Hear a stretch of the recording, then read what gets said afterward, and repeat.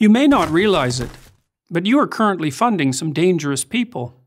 They are indoctrinating young minds throughout the West with their resentment-ridden ideology. They have made it their life's mission to undermine Western civilization itself, which they regard as corrupt, oppressive, and patriarchal.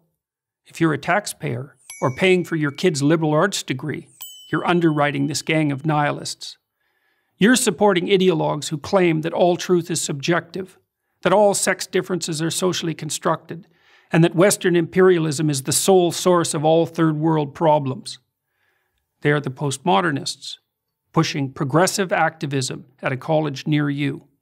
They produce the mobs that violently shut down campus speakers, the language police who enshrine into law use of fabricated gender pronouns, and the deans whose livelihoods depend on madly rooting out discrimination, where little or none exists.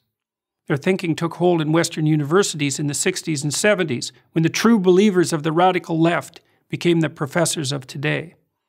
And now we rack up education-related debt, not so that our children learn to think critically, write clearly, or speak properly, but so they can model their mentor's destructive agenda. It's now possible to complete an English degree and never encounter Shakespeare, one of those dead white males whose works underlie our society of oppression. To understand and oppose the postmodernists, the ideas by which they orient themselves must be clearly identified. First is their new unholy trinity of diversity, equity, and inclusion. Diversity is defined not by opinion, but by race, ethnicity, or sexual identity.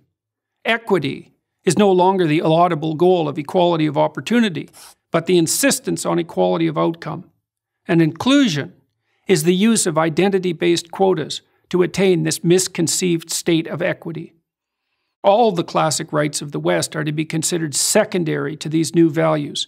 Take, for example, freedom of speech, the very pillar of democracy. The postmodernists refuse to believe that people of goodwill can exchange ideas and reach consensus. Their world is instead a Hobbesian nightmare of identity groups warring for power. They don't see ideas that run contrary to their ideology as simply incorrect. They see them as integral to the oppressive system they wish to supplant, and consider it a moral obligation to stifle and constrain their expression. Second is rejection of the free market, of the very idea that free voluntary trading benefits everyone. They won't acknowledge that capitalism has lifted up hundreds of millions of people, so they can, for the first time in history, afford food, shelter, clothing, transportation, even entertainment and travel. Those classified as poor in the US, and increasingly everywhere else, are able to meet their basic needs. Meanwhile, in once prosperous Venezuela, until recently the poster child of the campus radicals, the middle class lines up for toilet paper. Third and finally are the politics of identity. Postmodernists don't believe in individuals. You're an exemplar of your race, sex, or sexual preference. You're also either a victim or an oppressor. No wrong can be done by anyone in the former group, and no good by the latter. Such ideas of victimization do nothing but justify the use of power and engender intergroup conflict. All these concepts originated with Karl Marx, the 19th century German philosopher. Marx viewed the world as a gigantic class struggle, the bourgeoisie against the proletariat, the grasping rich against the desperate poor.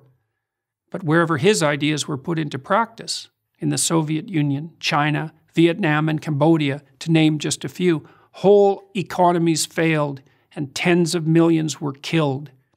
We fought a decades-long Cold War to stop the spread of those murderous notions.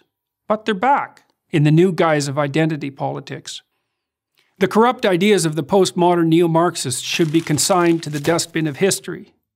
Instead, we underwrite their continuance in the very institutions where the central ideas of the West should be transmitted across the generations. Unless we stop, postmodernism will do to America and the entire Western world what it's already done to its universities.